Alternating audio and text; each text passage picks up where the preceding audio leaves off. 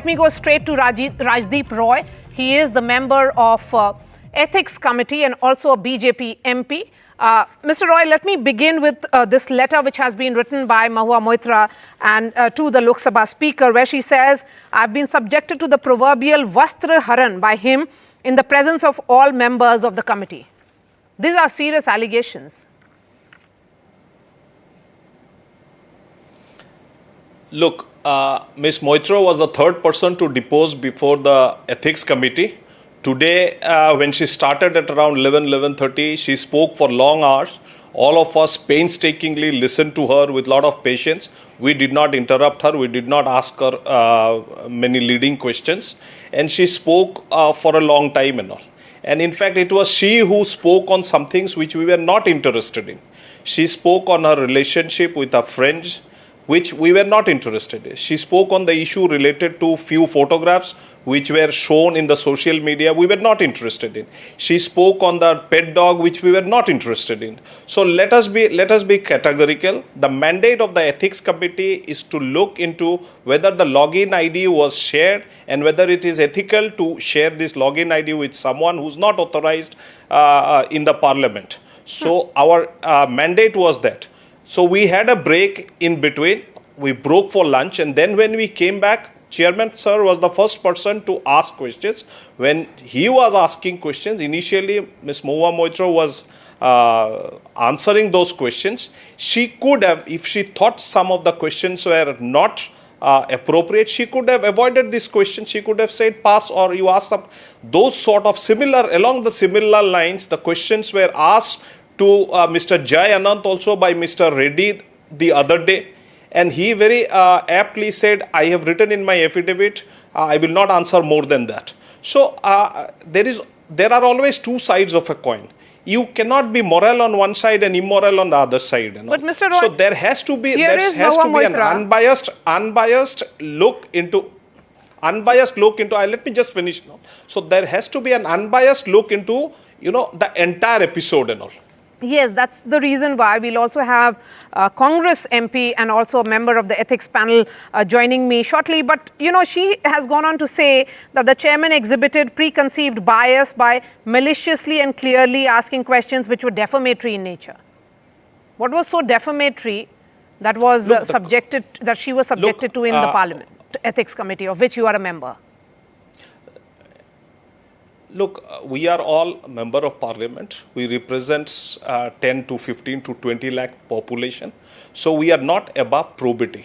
Something which I am doing in my personal life, of course, if there are certain issues, sometimes I need to come clean on it. I need to answer those. We have seen in history in our parliament, that lot of MPs have actually initially given the resignation before even coming to the probe.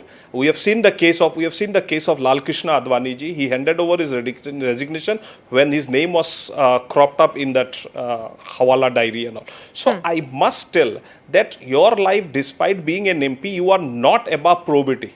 You have to be probed on certain issues and all. Here the question was on Mr. Hiranandani. Obviously, when he has written an affidavit, given an affidavit that I have given her travel expenses, I have given her gifts, those issues were discussed. Okay. I am not going into the details because I am also bound by law. What are the questions that were asked? I cannot say this. But to my mind, just one second, to my mind, none of the questions were personal, malicious, and with ill intent. Okay, then tell me, she is asking for rules which have not been shared with MPs because there is no regulation governing sharing of login and password. Do you think that has been a grey area, and the Ethics Committee of Parliament, of which you are a member, will clarify on that front? Obviously, if there are certain grey areas, obviously it will be looked upon by the Ethics Committee. We will report accordingly.